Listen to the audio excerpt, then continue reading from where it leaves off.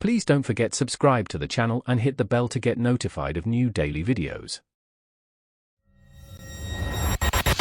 I used to pour my heart into crafting unforgettable moments. For years, I was a lead event planner at Grandeur Events Inc, a company that prided itself on luxury and precision, at least on paper. My specialty was bespoke decor and intricate logistical coordination, ensuring every detail from the linens to the lighting was flawless. My client satisfaction rates were through the roof, and I consistently delivered events that exceeded expectations.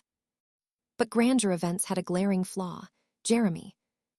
Jeremy was our star sales agent, a charismatic snake who'd promise clients the moon, stars, and a personal constellation, regardless of budget or feasibility. He'd guarantee specific vintage chandeliers that didn't exist in our inventory, promise Michelin star catering for a fast food price, and triple book venues, leaving me to untangle the inevitable mess. My regional manager, Baron Sterling, not only enabled Jeremy, but actively encouraged his aggressive sales tactics, blaming me for lacking flexibility when I pointed out Jeremy's impossible promises. I was constantly losing personal bonuses due to client cancellations or demands for refunds resulting from Jeremy's lies. The financial penalties Grandeur Events faced and subsequently pushed onto my department's budget were enormous, yet Jeremy's sales numbers on paper, at least, kept him untouchable. The breaking point came during the annual Starlight Soiree, a major charity gala. Jeremy had promised the organizers an exclusive, custom-designed LED light show and a full enchanted forest decor scheme, despite my repeated warnings that we lacked the specialized equipment and had no budget for outsourcing it. The night of the event was a public disaster. Half the promised decor was missing, the lighting was generic, and the client was furious. I bore the brunt of their wrath, and Baron, of course, threw me under the bus, publicly reprimanding me while praising Jeremy's vision. The next morning, Baron called me, not to apologize, but to inform me I was now solely responsible for salvaging an even larger corporate launch Jeremy had botched, with even less time and resources. I'd had enough. I told Baron calmly that I was done. I was resigning, effective immediately. He scoffed, claiming I couldn't just walk out, and tried to order me to the next event. I simply hung up. Grandeur Events, despite its grand name, was surprisingly disorganized, especially Baron. His greatest weakness was his utter aversion to doing anything he considered menial or unpleasant, which included inventory management or dealing with equipment returns. I knew he'd procrastinate, hoping someone else would fix it. I decided to weaponize that negligence. I had been personally responsible for a collection of our most valuable, specialized event assets, custom-built decor pieces, a state-of-the-art portable sound system, modular display pedestals, and a vault of premium, rare linens. These were assets I used and maintained, valued at over $15,000. They were essential for any high-end event. I spent the rest of the day meticulously documenting every single item, taking high-resolution photos, and creating a detailed inventory list. Next, I found a top-tier, climate-controlled storage facility, using a corporate expense card that Baron rarely reviewed and had given me for emergency purchases. I rented a unit, paying for the first month. I carefully loaded every single one of those invaluable assets into the unit. Every last bespoke centerpiece, every custom drape, every piece of expensive glassware. Then I cut the corporate card in half, called the company's accounting department, and reported it as compromised, a plausible story given the number of vendors we dealt with. I waited a few days, then drafted a concise, professional email to HR, stating my official resignation and informing them that all company assets I had been responsible for were securely stored, and that Baron had the information needed for retrieval.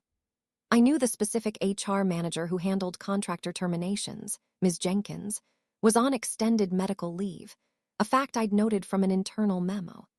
Sending it to her meant it would sit in an overflowing inbox for weeks. To Baron, I sent a certified letter containing the cut corporate card, the storage unit key, the access code, a printout of the inventory, and a brief, blunt note. All Grandeur Events property, as per my responsibility, is secured at the storage unit address. Key and code enclosed.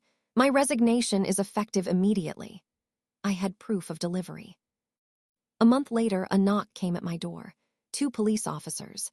Grandeur Events had reported the assets stolen. My heart pounded, but I was ready. I calmly presented my copies of the storage unit contract, which listed Grandeur Events Inc. as the primary account holder, paid with their card, the certified mail receipt to Barron, and the email I sent to HR. I explained Barron's track record of negligence and the circumstances of my departure. The officers, after reviewing my meticulously organized paperwork, concluded I was in the clear. The storage unit was legally rented by Grandeur Events, and I had provided them with all necessary means to access their property. The police simply instructed Grandeur Events to retrieve their property. Another 2 months passed. Grandeur Events still hadn't paid the next month's storage fees. I received a call from the storage facility. The unit was delinquent and scheduled for auction. I practically did a jig in my living room. I called Barron one last time, leaving a vague message about an urgent matter regarding company assets. As expected, he ignored it, his avoidance a predictable pattern. The auction date arrived. In our state, the original owner couldn't bid. But my clever aunt, Agnes, who loved a good bargain, went in my stead. She bought the entire contents of the storage unit, all over $15,000 worth of high-end event gear for a mere $300. She had the bill of sale. A week later, she got tired of it cluttering her garage and sold it to me for $301, providing me with another clean bill of sale. The equipment was officially, legally mine. With my new old inventory, my sterling reputation, and a deep well of contacts, I launched Elite Occasions. My business model was simple: transparent pricing, bespoke solutions, and flawless execution. No overpromises, no hidden fees. I let clients review every detail, every quote, and experience personalized service. People loved it. Within 6 months, Grandeur Events clients began defecting to me. I offered better value, better service, and crucially, I delivered on my promises. The word spread like wildfire. Jeremy's disastrous reputation meant no one wanted to work with him.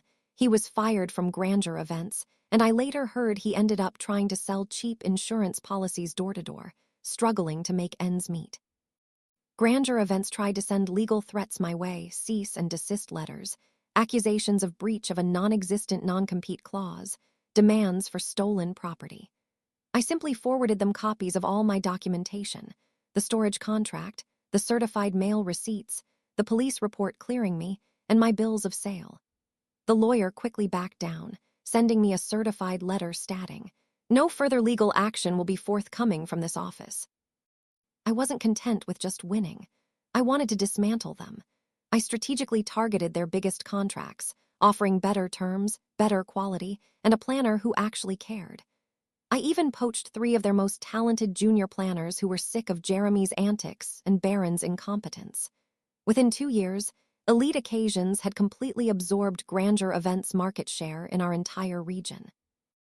Baron Sterling, unable to explain the catastrophic loss of an entire regional inventory and the rapid decline of his territory, was fired in disgrace. I heard he bounced around for a while, his resume now tainted, eventually landing a low-level event coordinator job in a small, struggling local outfit, a far cry from his grandeur days. Grandeur Events Inc. never recovered. With the rise of boutique event companies and the increasing demand for personalized service, their bloated, dishonest model crumbled.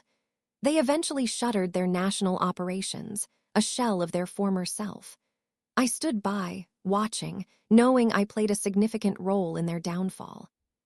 They thought they could use and abuse me, but I turned their own weaknesses into the foundation of my success. The satisfaction of seeing them fall while I flourished is a sweet symphony of justice. If you enjoyed this video, please hit the thumbs up button to like it. And please do subscribe to support the channel.